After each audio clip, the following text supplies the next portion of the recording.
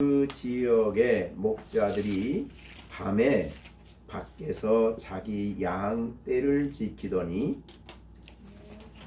이를 사자가 곁에 서고 그의 영광이 그들을 두루 비추매 크게 무서워하는지라. 천사가 이르되 무서워하지 말라. 보라, 내가 온 백성에게 미칠 큰 기쁨의 좋은 소식을 너희에게 전하노라. 오늘 다윗의 동네에 너희를 위하여 구주가 나셨으니 곧 그리스도시니라. 너희가 가서 강보에 쌓여 구유에 누여 있는 아기를 보리니 이것이 너희에게 표적이니라 하더니, 오르니 가슴만의 성분이 그 천사들과 함께 하나님을 찬송하여 이르되, 같이 합니다. 지극히 높은 곳에서는 하나님께 영광이요, 땅에서는 하나님이 기뻐하신 사람들 중에 평화로다 하니라. 아멘.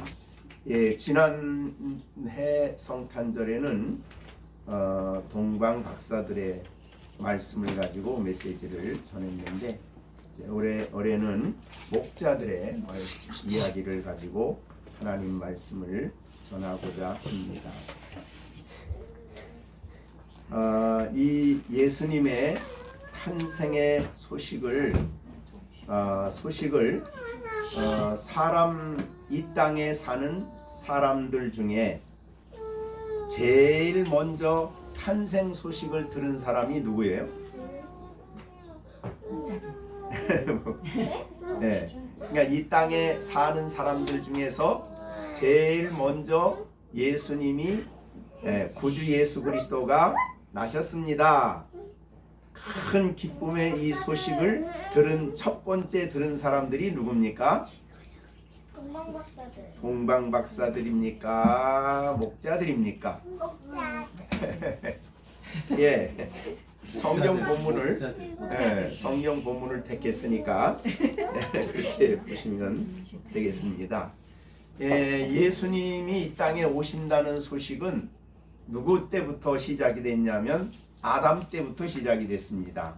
그래서 아담에게서 여인의 후손으로 이 땅에 오실 것이다 하는 메시지를 하나님이 주셨습니다.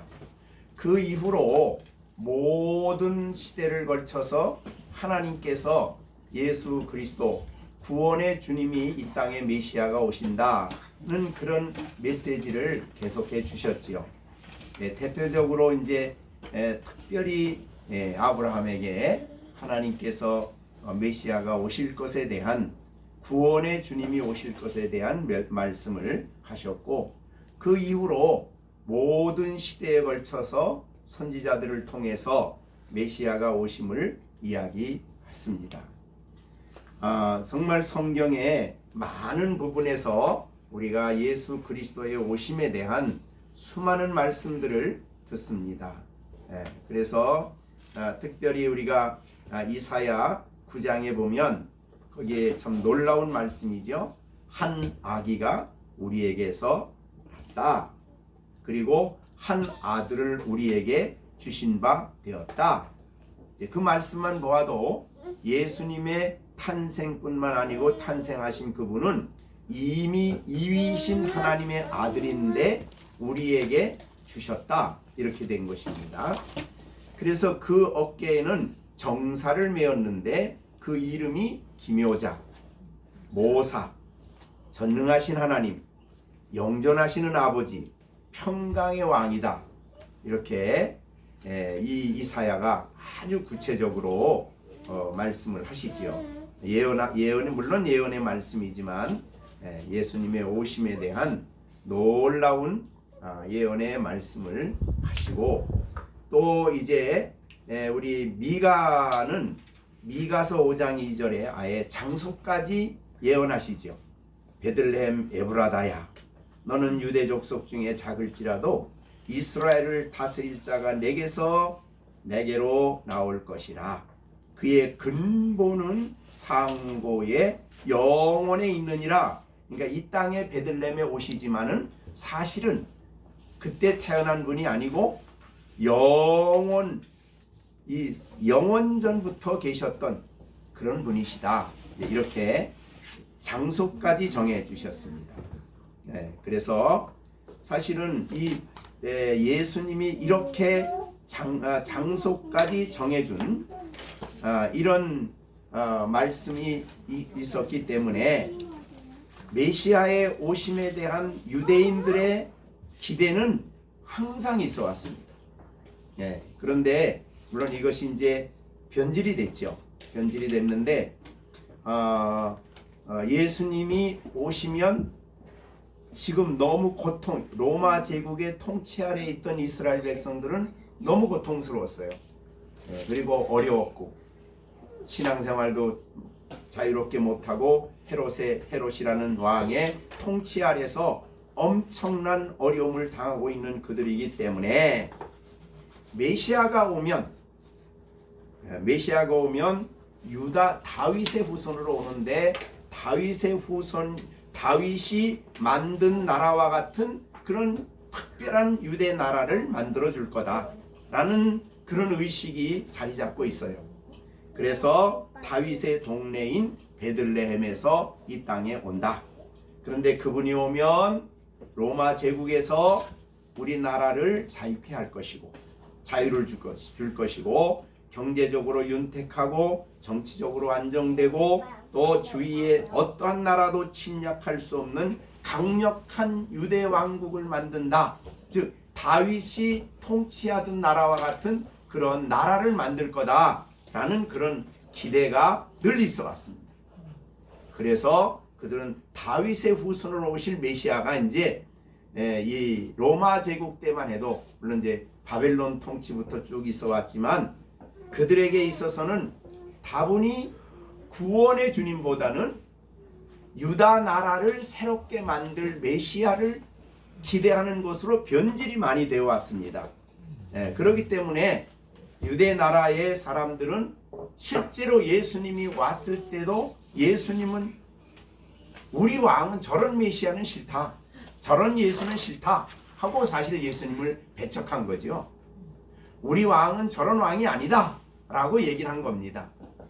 그런데 그런 시대에 대제사장도 있었고 많았습니다. 또 사실은 대제사장은 모세법에 의하면 죽어야 다음 제사장을 세우는데 헤롯이 왕이 되고 난 다음에는 제 마음에 맞지 않으면 갈아치워. 그러니까 대제사장들이 여럿이에요. 그래서 예수님 오실 때에 성경을 보면 제사장들이 대제사장이 복수로 되어 있어요. 왕이 지가 원하는 사람을 막 세운 거예요. 그런 시대가 되었습니다. 그런데 그래서 대제사장들도 많았고 그 다음에 성경을 쓰는 서기관들은 아주 성경에 능통한 사람들이죠. 그래서 동방박사들이 와서 어디서 유대 왕이 왔냐 그랬더니 그거야 베들레헴이죠. 그러니까 왜 베들레헴에서 오신다고 미가가 얘기했기 때문에 금방 이해할 수 있었고 그래서 베들레헴에 사는 사람들은 늘 그런 기대가 있었어요. 그런데 그렇게 많은 기대를 하는 사람들에게 천사가 가서 야 구원의 주가 왔다라고 메시지를 이야기하진 않아요. 그죠? 성경에 능한 사람, 경건하게 산다고 하는 바리새인들, 또 제사장들, 이런 사람들에게 가서 메시아가 왔다, 그리스도가 탄생했다라고 이야기하는 이 엄청난 메시지, 즉 주가 너희를 위해서 구주가 나셨는데 곧 그리스도 주시라는 이 메시지를 어느 누구에게도 안전한 거예요. 그런데 안전했는데 그 첫 번째 메시지가 오늘 설교의 성경에 나온 대로 그 지역에 있는 목자들입니다. 근데 우리는 대개 그 목자들만 많이 해요. 말을 많이 해. 목자들. 그래서 우리가 이제 그림도 보면 목자들이 나오죠. 자, 그런데 여기는 아무 목자들이 아니에요. 이 유대 땅에는 양들을 많이 쳤기 때문에 목자들이 굉장히 많습니다. 그런데 이 성경의 8절에는 그 지역의 목자들이에요. 그 지역은 어디예요? 베들레헴 주위에 있는 지역의 목자들이에요. 자, 이 베들레헴이라는 곳은 어떤 곳이냐면 대개 유대인들이 성전의 절기를 지키러 올라갈 때에 여리고를 통해서 올라가서 베들레헴을 지나서 이제 가게 됩니다. 그러면 베들레헴이 사실은 이스라엘 성전에 올라가는 길목에 있어요. 그렇기 때문에 양을 제물로 드릴 사람이 먼 데서 가지고 오질 않아. 돈만 가지고 오고 이제 살 때는 어디서 사냐면 이 베들레헴에서 양들을 사는 거예요. 그래가지고 거기서 이제 양을 가지고 올라가죠. 예루살렘으로. 그러니까 베들레헴은 성전에 쓰일 양을 치는 그런 장소로 아주 유명해요. 그러니까 그 성전에 쓰는 양이에요. 다른 일반 양들은 뭐 젖을 빼는데 뭐 이런 또 털을 이용하는데 이런 재산 증식으로 쓰지만은 베들레헴에 쓰는 양들은 주로 성전의 제사용으로 써요. 그래서 특히 이제 이 성경 당시에는 제사장들이 베들레헴에 있는 양들에는 특별히 관리를 했어요. 흠 있는 거 있으면 안 되니까. 그럴 정도로 베들레헴은 주로 성전에 들어가는 양들을 치는 그런 목자들이 있는 곳입니다.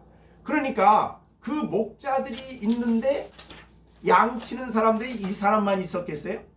아니에요. 여럿이 있었습니다. 많은 사람들이 있었어요. 즉 많은 지역에서 베들레헴이라는 큰 지역에서 가면 넓은 지역인데 여기도 있었을 것이고 저기도 있었을 것이고 여기도 있었는데 특별히 그 지역에 있는 이 목자들에게 천사가 간 겁니다.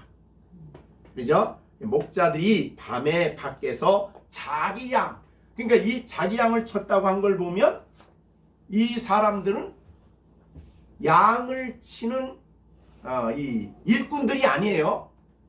자기 양, 아주 철저하게 관리를 합니다. 양들을. 그래서 자기 양을 지키더니 주의 사자가 곁에 서고 주의 영광이 그를 두루비춤에 크게 무서워하는지라. 천사가 이르되 무서워하지 말라. 그렇게 얘기하면서 이 목자들, 그러니까 베들레헴 지역에, 특별히 이 지역에, 지금도 이들이 있던 지역에 가면은 목자들이 있던 지역에 교회를 세웠어요. 기념교회. 지금도 그 기념교회가 성탄절이면은 누구든지 들어갈 수 있도록 그렇게 해놨습니다. 근데 목자들이 얼마나 많았을까? 별로 많지 않았어요. 그죠? 양 치는 목자들이 이제 저녁에 양을 돌보고 있었기 때문입니다. 자, 그런데 왜 그 많은 유명한 종교인들, 대제사장들, 거룩하게 산다고 하는 사두개인들, 경건하게 아주 금식 금욕 많이 하는 열심당들, 뭐 이런 사람들이나 그런 특별한 지역에서 아주 이 의의 교사 메시아를 기다리는 그런 많은 단체들이 있었어요. 특별히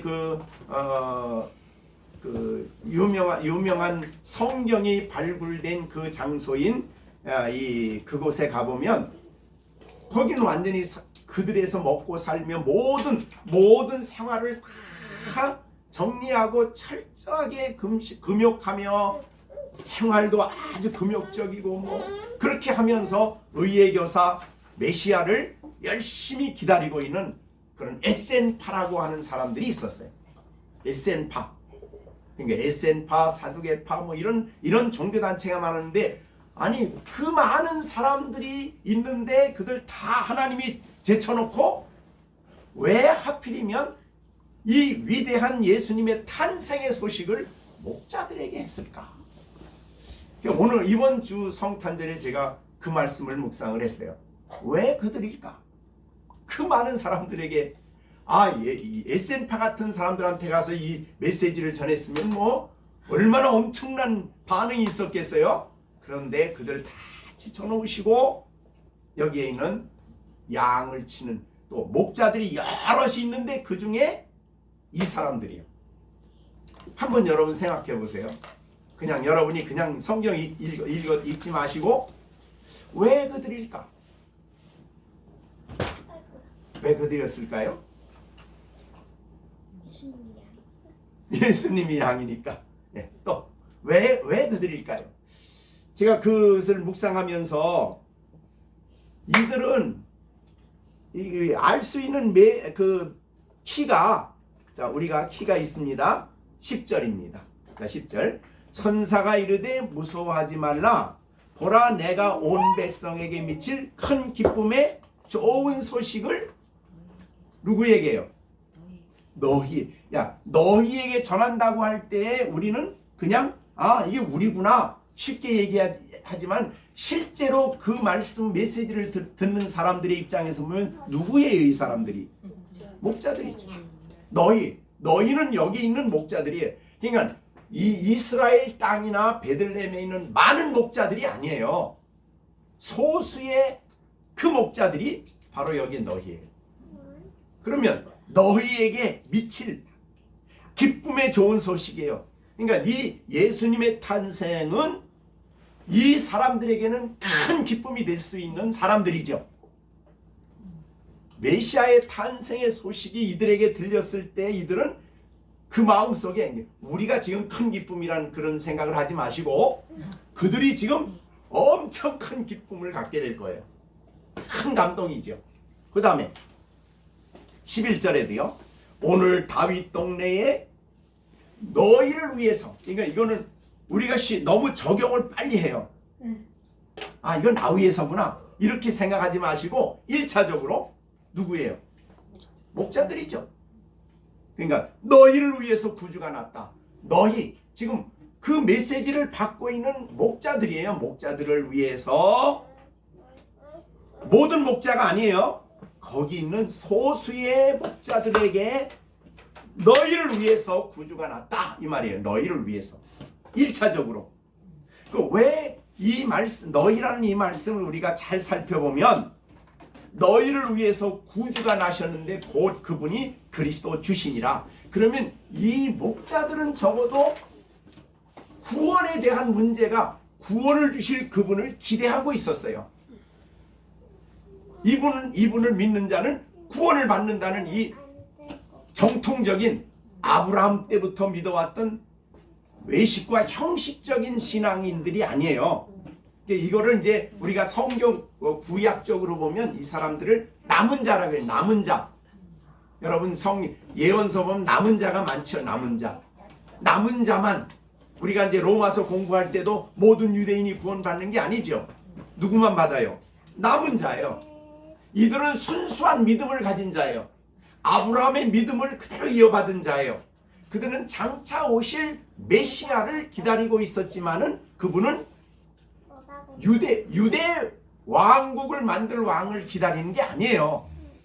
자, 그래서 왜 예수님께서도 그런 말씀했죠. 요한복음에서 예수님은 아브라함은 내 때 볼 것을 기다리다가 나의 때를 보고 기뻐하고 즐거워했다. 그러니까 예수님을 믿음으로 바라보고 기뻐하고 즐거워했다. 그거는 이제 그 갈멜산에 모리아산에서 이삭을 드릴 때에 예수 그리스도를 믿음으로 바라본 거예요. 아브라함은 그걸 기뻐한 거죠.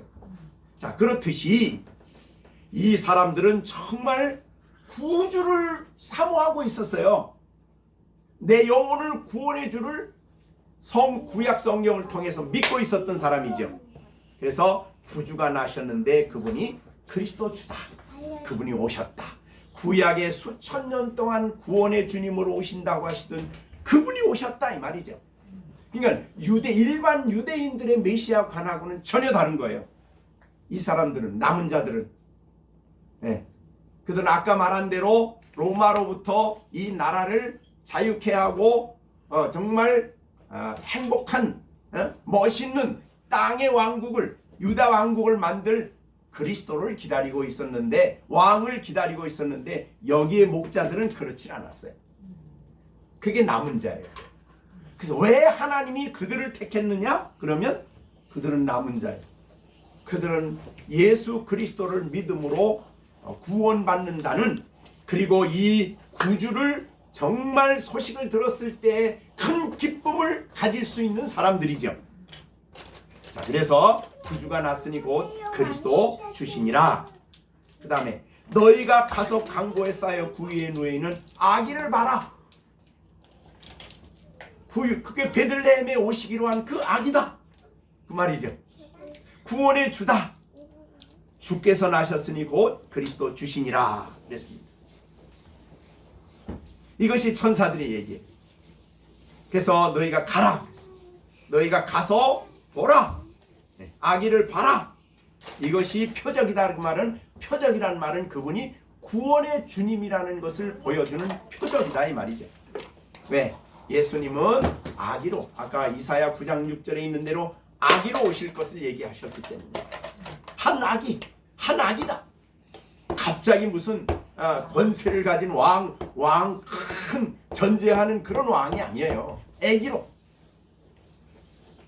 자, 그래서요, 아기를 보리니 표적이다 이 말이죠. 호련히 수많은 천군이 그 천사와 함께 하늘을 하나님께 찬송하여 이르되, 하나님을 찬송하였다. 자, 우리가 이 성탄절에 우리의 찬송, 아이들이 나와서 찬양하고 뭐 여러 가지 행사를 할 때 그 대상이 누굽니까? 예, 우리가 즐기는 거 아니에요. 우리가 기뻐하는 거. 찬송의 대상은 하나님이에요. 그래서 여기도 보면 13절에 천사와 함께 하나님을 찬송, 하나님. 그러니까 여기는 지금 여기 회중은 듣는 사람들은 누구밖에 없, 찬양을 듣는 사람들은 목자들밖에 없죠. 그러나 목자들이 청중이 아니에요.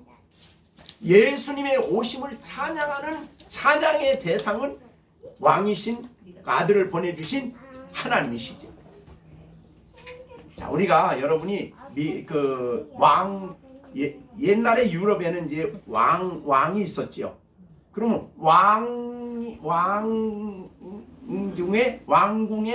왕궁에서 노래를 만드는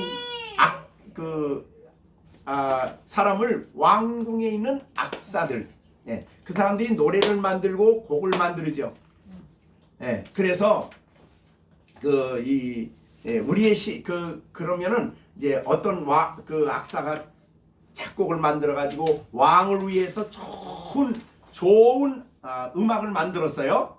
그러면 오케스트라를 딱 동원을 해 가지고 이제 준비를 해서 발표를 한다면 그 발표하는 시간에 누가 앉아 있죠? 왕이에요, 왕. 왕이 앉아 있어. 네. 그래서 우리가 그 영화 중에 무슨 영화죠? 네? 몰차르트 그 영화 거기 보면은 아마데우스죠. 거기 보면 왕이 딱 앉아 있고 그 곡을 연주를 하죠.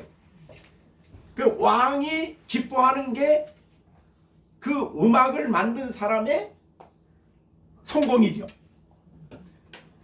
잘 해서 이것을 음악을 잘 연주했는데 다른 사람들은 막 환호하는데 왕은 아무 반응이 없어.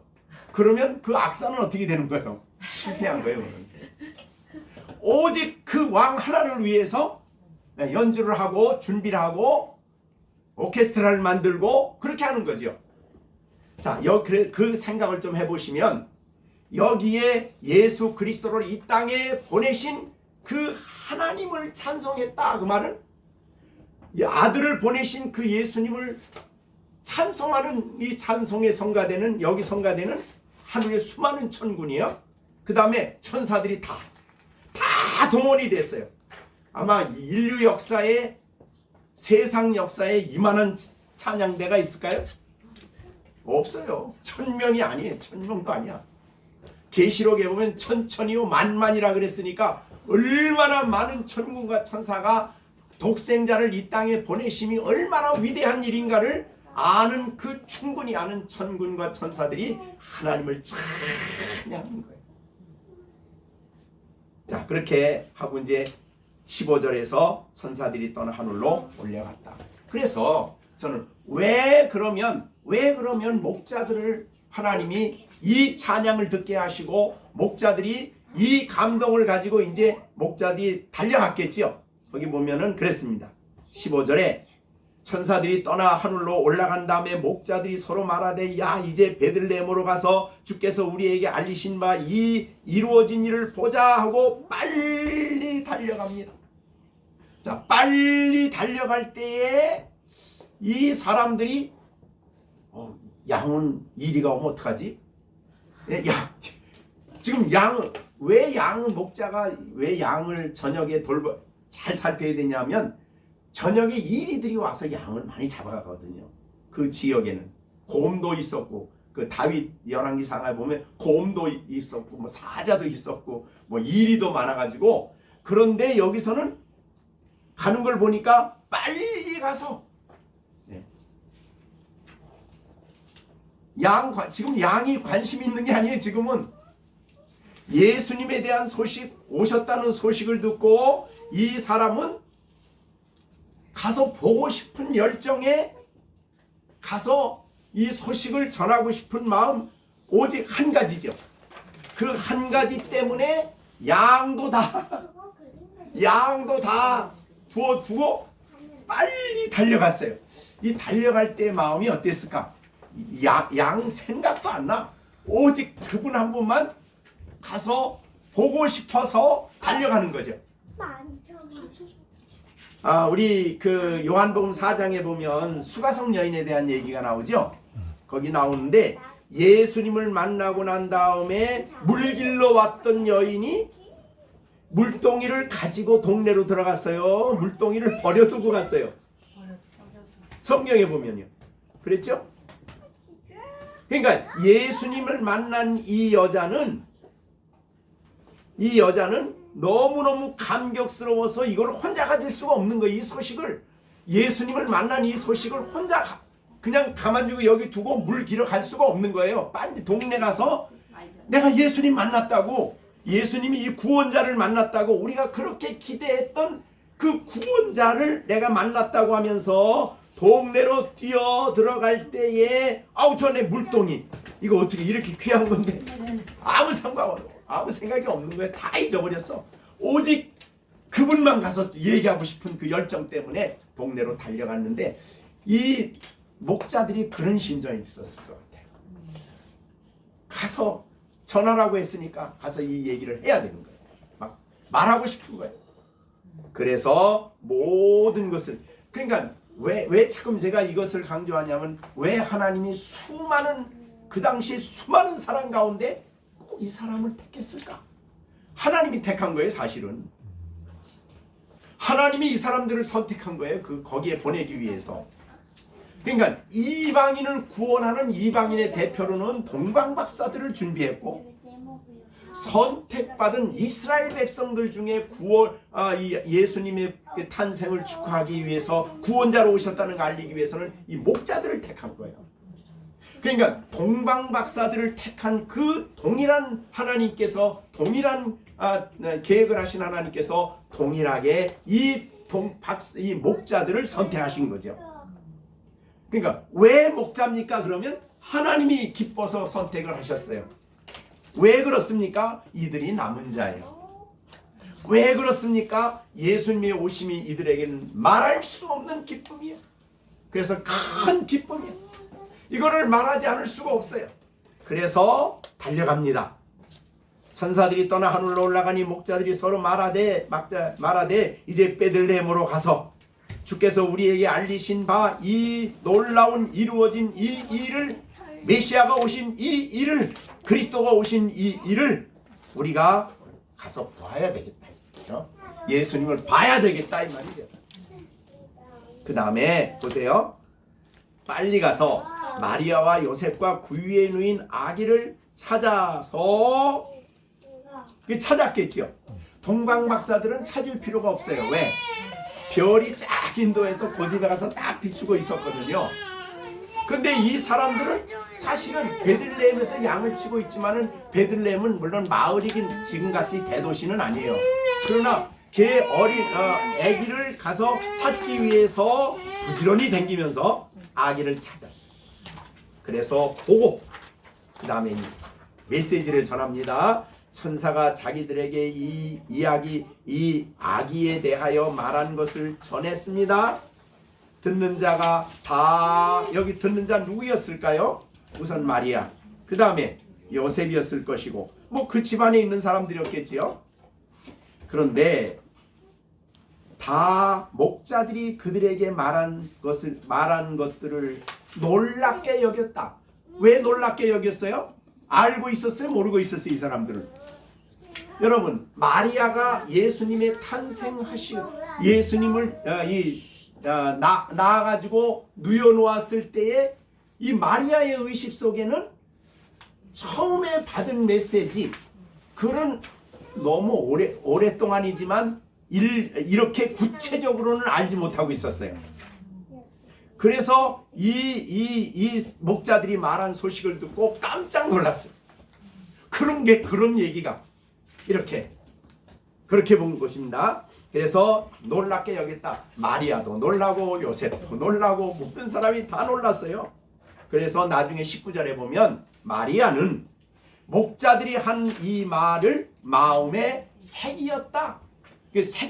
그전에는 이런 생각이 없었어. 근데 메시지를 듣고 보니 구주시며 주시며 그리스도시며 그리스도라는 것을 마음에 새겼다는 거예요. 사실은 예수님이 탄생할 때 요셉이 예수의 이름을 붙여줬죠. 선사들이 얘기했어요. 그러니까 구원의 주님으로 예수라고 이름을 붙여라. 이것까지는 알았어요. 더 이상은 몰랐습니다. 그랬더니 이분이 바로 구원하시는 구주시며 그리스도라는 것을, 그리고 이분이 오심으로 하나님께 큰 영광이 돌아갔고, 그 다음에 하나님이 기뻐하신 사람들 중에는 평화다. 이렇게 됐어요.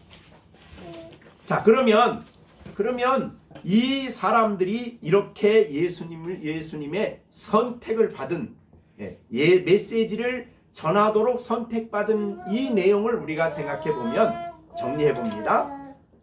우선 하나님이 택했다. 그런데 왜? 그들은 구주를 기다리고 있어요. 자기 영혼을 구원해 줄 주님을 기다린 남은 자들이에요. 그 다음에 여기에 보면은 14절에 더 확실해요. 하나님이 기뻐하신 사람들 중에 평화예요. 그러니까 예수님이 오심이 아무나 평화가 아니에요. 예수님 왔더니 이 땅에 전쟁이 다 없어지고 다 평화롭게 된다. 이 세상이 그런 세상이 된다. 그런 게 아니에요. 기뻐하신 사람들 중에만 평화예요. 선택한 사람들이죠. 하나님이 사랑하셔서 기뻐한 사람들 중이죠. 그러니까 여기 믿는 목자들은 하나님이 기뻐하신 사람들, 다른 말로 표현하면 하나님이 택한 사람들이죠. 하나님이 택한 사람들이에요. 그래서 그들은 은혜로 말미암아 남은 자의 신앙을 가지고 오실 메시아를 기다리고 있었던 목자들입니다. 그래서 예수님이 오셨다는 이 소식은 그들에게 말로 할 수 없는 감동이었고 기쁨이었고, 정말 예수로 말미암아 자기 안에 진정한 하나님과의 평화가 얻게 된 것이 평화.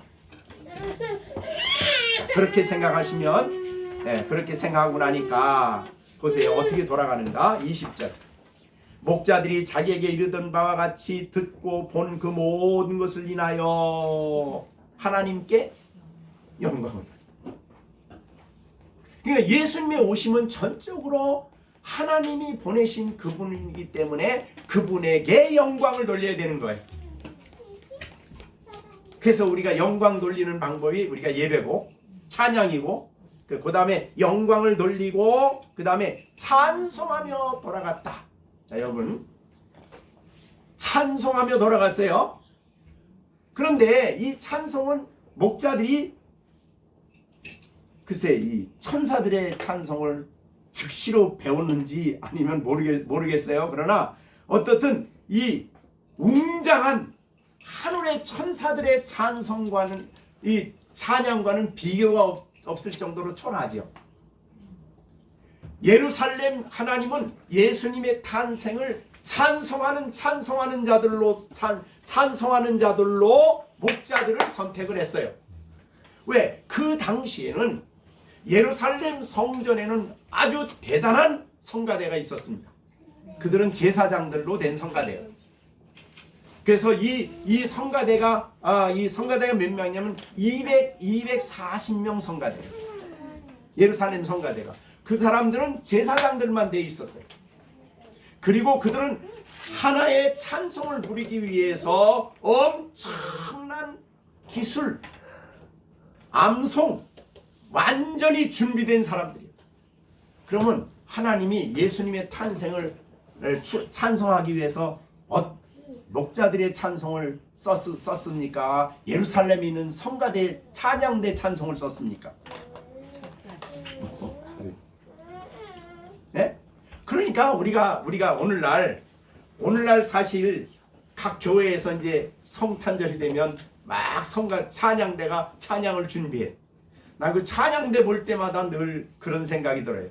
찬양대에 참여해서 찬양한 사람들은 기술적인 찬양대원들이라서 대형 교회에서는 그 사람들 다 돈 주고 해요. 그래서 와서 그때 그 일부 예배 때 딱 찬양하고 뒤에가 쉬어요. 예배 때는. 그러다가 2부 예배 때 딱 하고 그 다음에 쉬어요.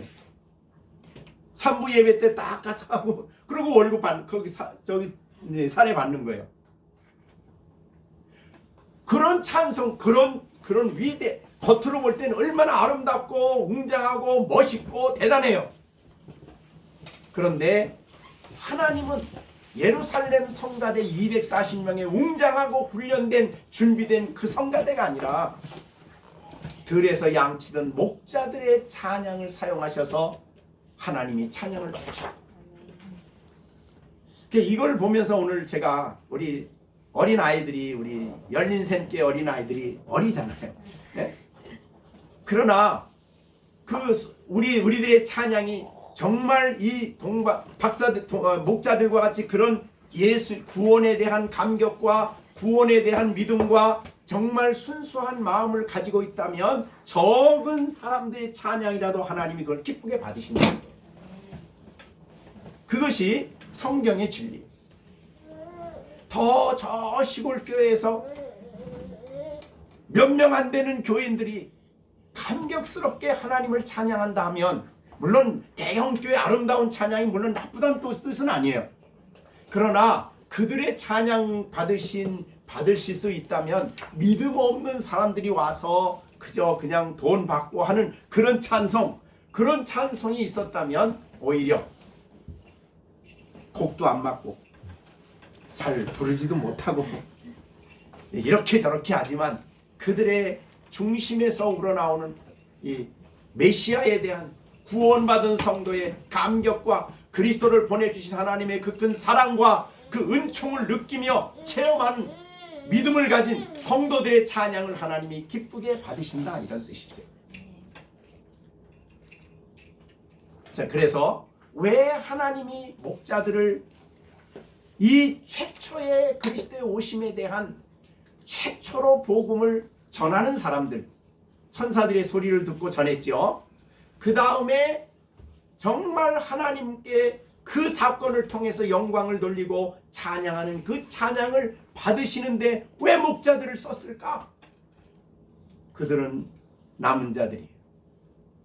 믿음을 가진 사람들이고 예수님의 오심이 정말 나를 구원하기 위함이고, 내가 그 예수님의 오심 때문에 내가 구원을 받아서 하나님의 자녀가 됐고 내가 영생을 얻게 됐고 이 놀라운 축복을 받았어요. 그리고 육신을 입고 오심으로써 우리는 이 목자들과는 비교될 수 없는 성탄에 대한 엄청난 진리를 가지고 있어요.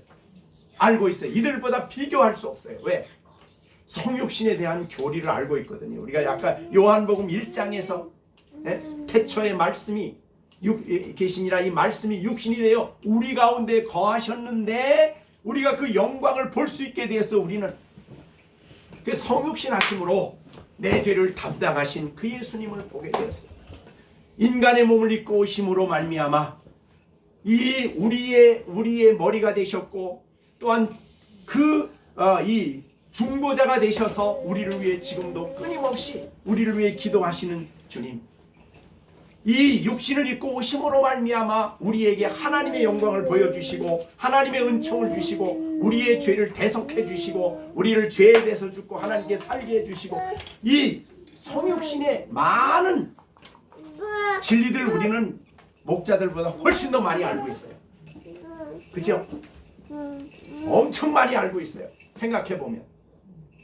그러니 우리는 이들보다 더 사실은 기뻐해야 되고 더 많이 전심을 다해서 찬양해야 되고 더 많이 하나님께 영광을 돌려야 되는 그런 우리들이라 이 말이지.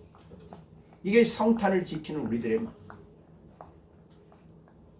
그 안에 진리와 은혜가 충만하고 하늘에 속한 하나님, 보이지 않는 하나님을 우리에게 보이기 위해서 이 땅에 내려오셔서 말씀을 가지고 또 자신의 삶을 통해서 하나님의 영광을 우리에게 너무너무 많이 보여주셨어요.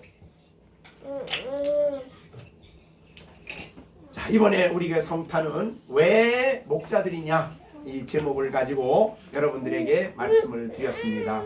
좀 더 여러분들이 목자를 생각하시고 정말 이 땅에 남은 생을 우리가 주님을 기쁘게 찬양하고 영광 돌리며 우리 같은 부족한 우리들을 쓰셔서 우리가 참 믿음을 가지고 감격을 가지고 감사를 가지고 정말 그분을 높이고 그분을 찬양한다면 우리의 예배 찬양을 기쁘게 받으신다는 이 믿음을 가지시고 여러분들이 주님을 높이고 찬양하는 우리 열린샘교회 성도들 되시기를 간절히 바랍니다. 기도하겠습니다. 은혜로우신 아버지 하나님, 오늘 우리가 이 목자들의 하나님이 목자들을 최초의 예수님의 그 찬양을 하도록 이 땅에 가장 낮은 곳에 자기를 낮추어 오신 예수님, 그분을 찬양하고 그분을 높이도록 하나님이 이들을 쓰신 것을 우리가 묵상하여 보았습니다. 우리 모두가 목자들과 같은 심정을 가지고 비록 부족하지만 온 마음을 다하여 하나님을 기쁘시게 하는 우리들이 되게 하시고 하나님께 영광 돌리는 우리들이 될 수 있도록 하나님께서 역사해 주시옵소서. 하나님 아버지, 우리 열린샘교회 성도들 비록 적지만은 우리의 찬양과 우리의 이 성탄절 예배가 하나님을 기쁘시게 하고 하나님이 만족하는 아름다운 우리 예배가 될 수 있게 해주심을 감사드립니다. 뿐만 아니라 이들이 제2부 예배를 드릴 때도 이들이 하나님을 찬양하며 이 영광스러운 주님을 주 예수 그리스도를 보내주셨음을 기뻐하며 찬양하는 이들을 통해 하나님께서 찬양과 영광을 받으시는 귀한 2부 순서가 될 수 있게 하여 주시옵소서. 예수님의 이름으로 기도하옵나이다. 아멘. 다 같이 기도하겠습니다. 이제는 영광 보좌를 버리고 이 땅에 우리를 구원하기 위하여 가장 낮은 자리로 오신 예수 그리스도의 은혜와 하나님 아버지의 넓고 크신 사랑과 성령의 교통 감화하심이 오늘 성탄절 예배를 드리며 2부 순서를 통해서 하나님을 영광스럽게 하고 하나님을 기쁘시게 할 우리 열린샘교회 모든 성도들과 그리고 성탄 예배를 드리는 모든 교회들 가운데 이제로부터 영원토록 함께 계실지어다. 아멘.